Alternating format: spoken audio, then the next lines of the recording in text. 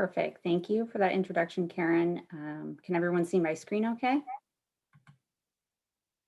Okay, Yes, we can. I'll go ahead and get started. As Karen mentioned today, I'm going to talk about mapping it out, working with your fundraising staff to move from their idea to the best solution. So before I get started, I wanted to just give a brief overview of the University of Nebraska Foundation. So we're the advancement arm for the University of Nebraska and its affiliates. We have four main campuses, one in Kearney, Nebraska, one in Lincoln, Nebraska, and two in Omaha. One is our University of Nebraska Omaha, and one is our Med Center. And we also do hospital fundraising too for our University of Nebraska Medical Center. We serve approximately 51,000 students. Here's just a recap of our fiscal year 20 fundraising totals. We're really proud of our new fundraising activity, 320 million that we met last year. And we have about 200 foundation employees. We do have some advancement professionals on campus. We are a separate nonprofit, however, and we have about 70 fundraisers. I realize we're probably a lot bigger than some of you all's organization, but I still think that some of the things I covered today, hopefully you can take back to your shop. So today I kind of want to break out this discussion into three key steps. The first is before you even receive the request, let's talk about establishing yourself as an expert. We'll talk about receiving the request and managing it, and then executing on the request. So first, establishing yourself as an expert. I'd highly suggest that you get to know your organization before you even dive into knowing the data or anything else. Get to know what are the goals, metrics, pressures that people at your organization are under. That can really be telling and come through on some of those urgent last minute, I need this list right now requests. Understand a variety of roles at your organization. Find out who are subject matter experts in areas you aren't, so you can rely on them to help make sure that you're executing this in the way it needs to be, whatever your request is. Especially if you don't manage the data at your organization and you have to rely on your gift processing staff or your biographical records. Really understanding their roles and how they approach their work will be very helpful when completing your request. Also, if you do establish yourself as an expert, don't be surprised if people come to you with all kinds of questions, even ones that you're not an expert in. There's been many times I get questions about how are events being stored in our system, or how does this annual giving program work? And sometimes you have to go to someone else. So if you have that relationship, it'll help. And get to know the people. You don't have to be best friends with everyone, right? But getting to know a little bit about them, creating that connection, understanding their quirks. There's been a few fundraisers I know that every request is high stress. Every request is a really big deal. And so being able to temper your reaction to it and kind of walk them back off the cliff will help. I also know we have a leader on one of our teams that is very forgetful. Um, and so I have to frequently go through like, oh yeah, we talked about this a few months ago and this is what we decided. And again, kind of walk him back off that cliff a little bit. Also, it's key that you get to know your data. You want to have a basic understanding of the data entry policies. You don't need to know step 1 through 20 on how to enter an address, but you should know, how do we store seasonal addresses? How will that affect a trip someone's taking in January, right? Getting to understand those will really help. And understanding the relationships between your data. How many combinations of fields are you going to need to actually answer the question? How does this attribute relate to this date? Um, for example, right now I'm working on a project where we have fundraising plans, and they want to look at those plans by what quarter they're assigned. Well, they could be assigned more than one quarter. So we had to discuss, how can we really track which quarters they're in, and how does that data relate? It's also key to understand the data's history. I don't know how many database conversions you all have been through or your organization has been through, and how sometimes a policy and a plan in the old system doesn't really relate well to the new system, or someone decided to just put a placeholder in on a field and 10 years later that placeholder's still here, right? So kind of understanding that history, why it was entered that way, what quirks are in there. Um, One thing we struggle with for our medical campus is residency. It's not a degree, so people are kind of relied upon historically to ask campus for that information. So there's some gaps in that history, data history, and we had one person entering it one way and somebody else entering it another way because there wasn't standards. So just kind of getting understanding of why people have entered that in a certain way will help make sure that you're pulling the right information. And then I'd suggest to get to know the external pressures. Whether you have a campus or you just have a unit or a leader, they have goals, and that's going to put pressure on your fundraisers, and the donors are going to put pressure on your fundraisers. Um, and sometimes things roll downhill, right? And those pressures are pushed to you. So knowing what is the big project they're working on, what's the personality of the dean they're working with, or the president, or whoever, and it might give you a little bit of insight into what their request is and how you can efficiently help them. So now that we've talked a little bit about laying that groundwork, let's talk about when you receive the request. Listening might seem obvious, but sometimes it's not listening to what they're saying, but what they're intending. And the same could be said about email, right? Listen to what they're try to figure out what the goal is, what the end game is, what's the action they want to take, more than just, I need X and this is what I need. Well, maybe they need something a little bit different. It takes some practice too. We have a fundraiser when I first started working here that it was a struggle because maybe there weren't complete sentences in the email, or maybe there weren't periods. And so I think I'd read and reread that email about 5 times before I would kind of reply and restate my understanding and try to get the answer to my questions. And I think it's really important to ask questions. I want to dive into that a little bit more on the next slide. But it's really key to setting up success and getting things right the first time.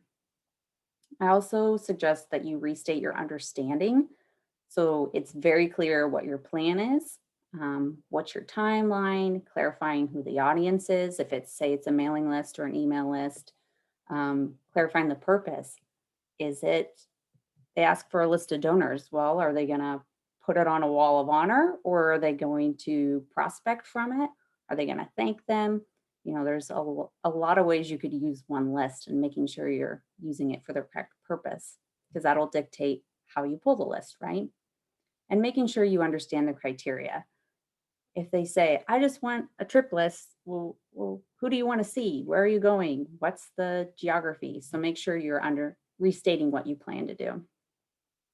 Managing expectations. This is also something I want to dive into a little bit, and then also offer alternatives if needed. So let's talk about asking questions. I think it's very important to clarify why you're asking questions. We don't want people to feel like they are being questioned about their job, or being questioned why they need it. Sometimes people get a little bristly when you ask questions. So I think it's important that you clarify that you're asking questions to, help root out potential issues and pitfalls. What are they really, again, what are they really asking for? And being able to walk them through that and reiterate that you're trying to ensure the best outcome possible, and that it's a benefit to them that you're asking questions now instead of after things come back because they're wrong, right? And one way you could do this is with a little bit of pre-work. Someone on my team created a guide that outlines typical questions we ask. We call it our reverse FAQ. So we have it broken down by like trip lists. If someone wants to go somewhere, these are the typical questions we ask. If they are creating a mailing, these are the typical questions we ask, just to give them an idea of what is driving them. And Also, we utilize new employee trainings to kind of outline our request process, what our typical timeline is, how they should ask for lists, those types of things. And that will kind of help clarify some of these things and maybe prevent us from needing to ask so many questions. I put a few examples up here. This is not all inclusive, but thinking about like what actions will drive this report drive. How is it going to be used? We'll be seeing this. This is an important question for us because we are a separate nonprofit and we have a university that is part of a state that anyone can request at any time to see their emails or their documents, right? So we have to be careful with what data we share with campus. I think this is an important one too. Is this a one-time request or will it be repeated? Sometimes you can do things pretty quick if you know it's a one-off and maybe it's a little more manual, but you can get it done. But you don't want to do that every Friday, right? Or you don't want to do it once a month. Or maybe you can make it self-service, but it's going to take you maybe another 2 weeks to get it done past when they would like it. So I think those are important things to think about. And I put a few other examples up here. If anyone's interested in seeing our reverse FAQ, I'd be happy to share that too. I'll have my email up at the end and you can email me and I will send that along. Managing expectations. This, I think, will get you a really long way, right? Be clear on any potential pitfalls, any catches, I'm not sure how this is going to work. I think people would rather hear your honesty than hear a yes and then have to hear a no later, right? And be clear if you need to investigate the request further. I don't think there's any problem with saying, I'm not sure. Let me look into this. I'm not sure how we track this. I'm going to have to ask the data governance team, things like that. Be clear if you're going to need help from others, right? Maybe you need IT's help. Maybe you work out of the data warehouse and a field's not in the data warehouse you're working from. So there's times you're going to need help. Maybe campus, I'm not sure if this happens to any of you, has a list of people they want included, and pretty soon they send a list of 1,000 names over, and you have to do an ID lookup to get them into the list, right? That's going to take some time, and maybe if you're lucky, you have an intern or someone that can help you do that. Don't make promises you can't keep. People don't appreciate it. And so that's why I always say under promise and over deliver. There's times that I get a request and I think, I actually might have time to do it today or tomorrow, maybe later this week. But maybe later that day, the president sends you 15 profiles they need. That's going to take precedent. Maybe your kid gets sick. That's happened to me, right? So let's take a little breather and maybe give yourself an extra week. And guess what? If you get it done in a couple days, they're going to be pleasantly surprised, right? So this is when it comes to what if they really don't want or need what they're asking, right? They want one thing, but you think they need something else. So let's talk about providing alternative solutions. This is when you're going to rely on that established expertise and relationship. That moving from a report writer or button pusher to a consultant, like that's the ultimate goal, right? You want them to come to you with an idea and you to be able to say, let me run with it. So say they do come and say, this is exactly what I want, but you have some ideas on maybe something else. So clarify your understanding of the request purpose. Get back to what the end goal is. Get back to the problem that you're needing to solve rather than the solution. And I heard the question on a different conference I was on a couple weeks ago, and they said, what is the story the data will tell and how will it drive them to affect that story? Especially when we're looking at metrics, big picture questions, trends, those types of things. Like what is their action they want to take? Because is what they're asking for going to help them take that action? And clearly outline why you think the changes to the request are necessary, right? Maybe it's our data really doesn't summarize in that way, or but if we did it this way, Try to do no but, right? It's nobody wants to hear no, I can't do it. No, but let me try it this way. We say that a lot here. So I think if you present it in a way that's more palatable, your solution will be accepted. Now let's talk about actually executing on the request. So you have everything in place, you know what you need to do, they're on board, you have your timeline, let's go, right? Make sure you validate. I don't think I can stress this enough. And I'm not talking about just making sure, it's important to make sure query or your process to extract the data is right. Make sure that it's really pulling the right title field.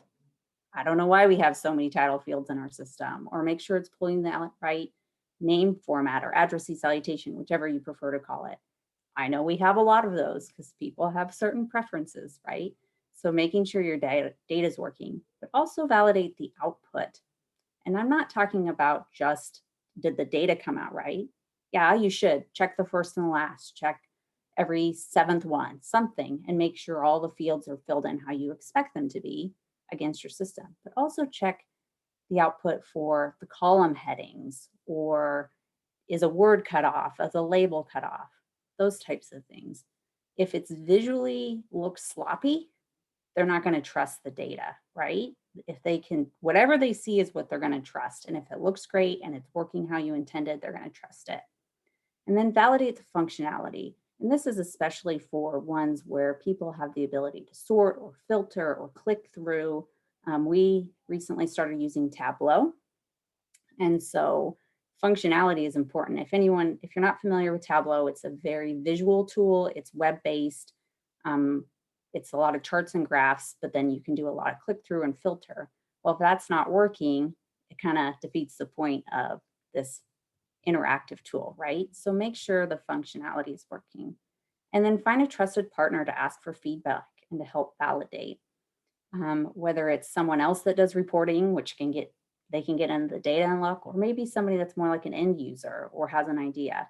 Karen's not going to like it, but I'm going to call her out. She's my go-to for validating and looking at maybe what a fundraiser would like and making sure it's working and thinking through how they would use it.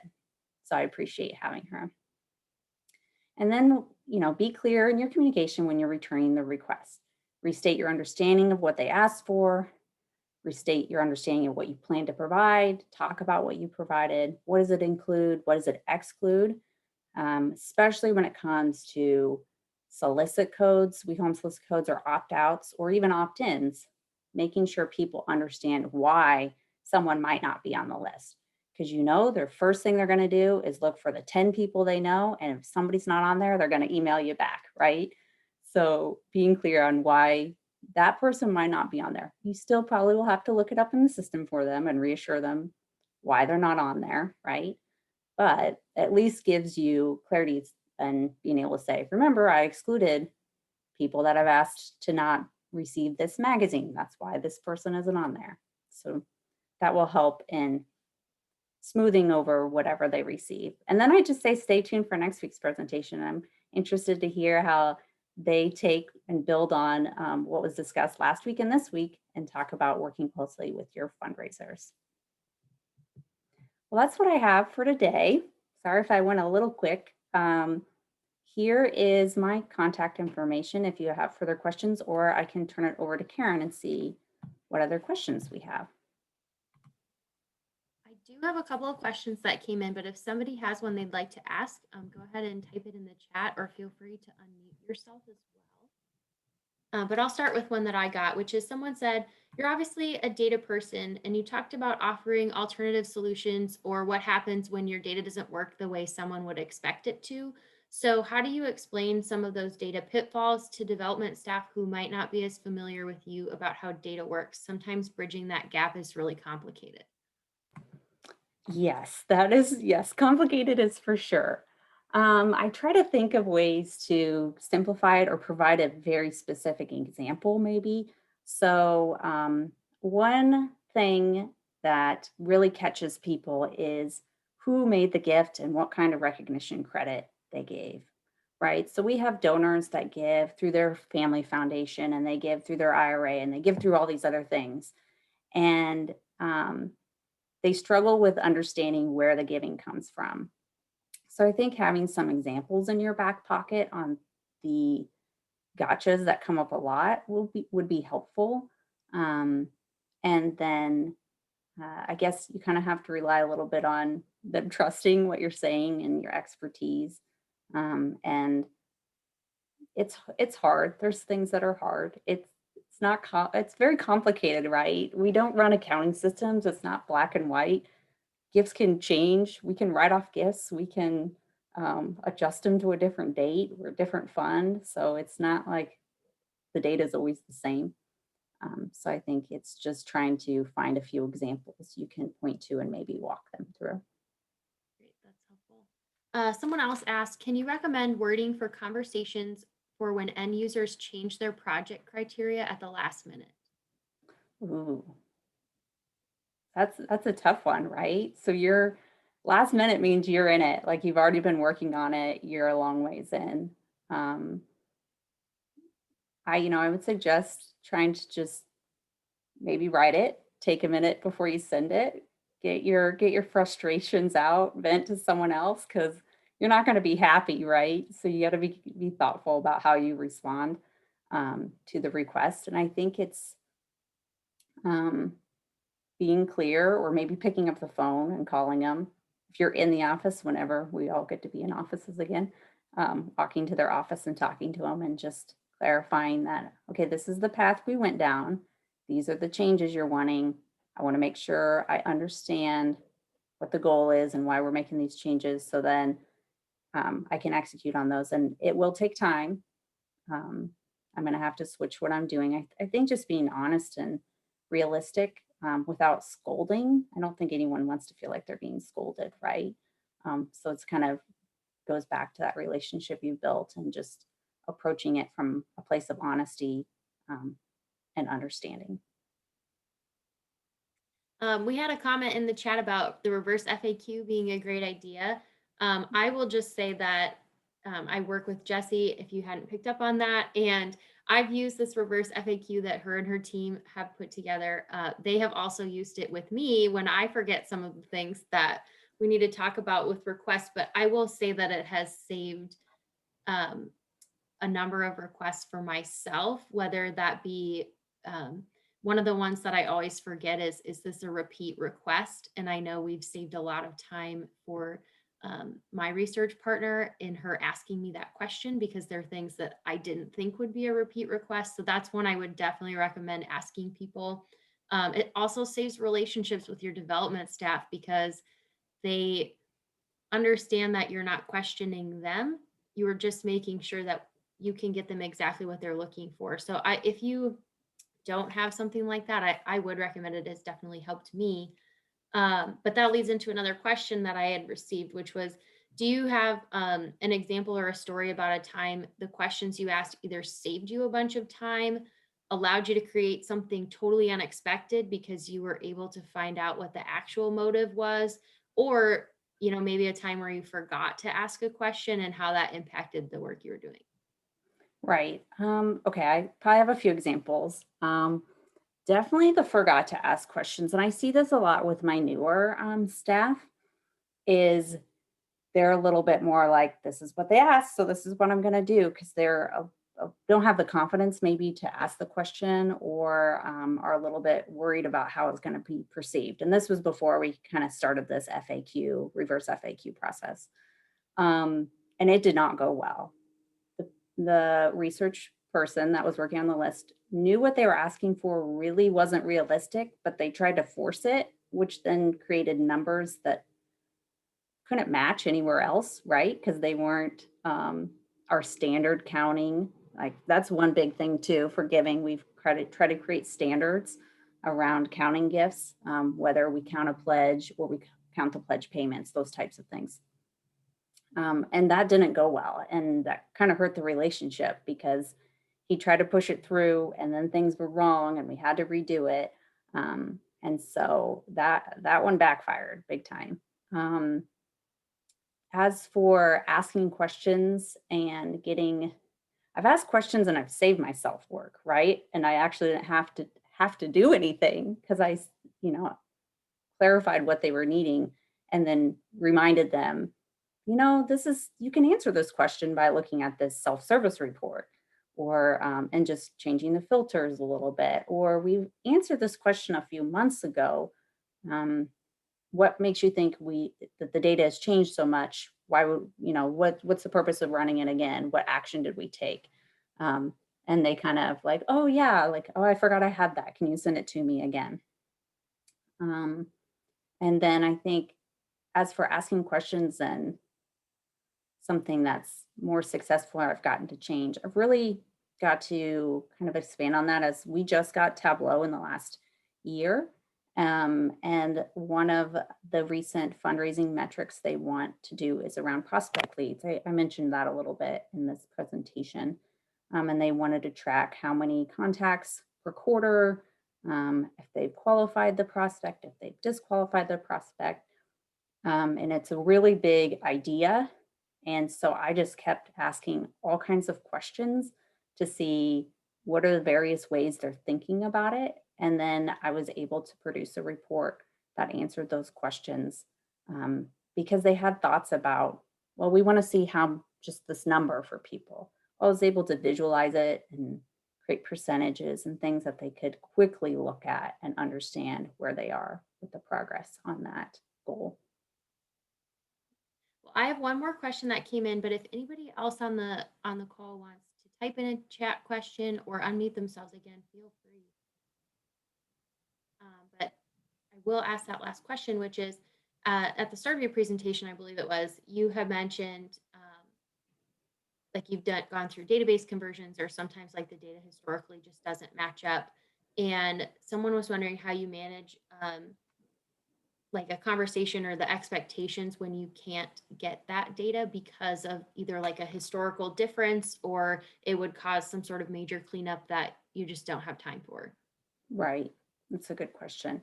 Yeah, we converted to Blackbaud CRM 4 years ago, I'd say, from Blackbaud Razor's Edge about. Um, and we did a lot of cleanup then to get ready, but there's always going to be weird things you find, right? I think it is, again, going back to that no but answer. So there were times where they're wanting to know, for example, medicine is different than any other fundraising because they're focused on what do they specialize in, what do they go in residency in, trying to slice and dice them. Specialties we don't really have, right? Because it's where they're working right now. We don't always have that. Um, and so that's when you kind of have to get in the no, but we can try to look at what we do have on residencies, or we can look at people that have donated to these funds that are for these specialties. So it's really thinking about what are the alternative data points maybe you could use to get them what they want, and then figuring out how to get that cleanup project on the forever long list, right? That everybody has for data cleanup, and figuring out what the priority is for that. Well, if there aren't any more questions right now, I will just say again, Jessie shared her email at the end of the presentation, and you will get a recording of that. In the meantime, if you wanted to reach out about that FAQ that she would share, her LinkedIn was in the event description on our APRA website, so you can find that there as well. And with that, have a happy Friday and a great weekend, everybody. Thanks, everybody.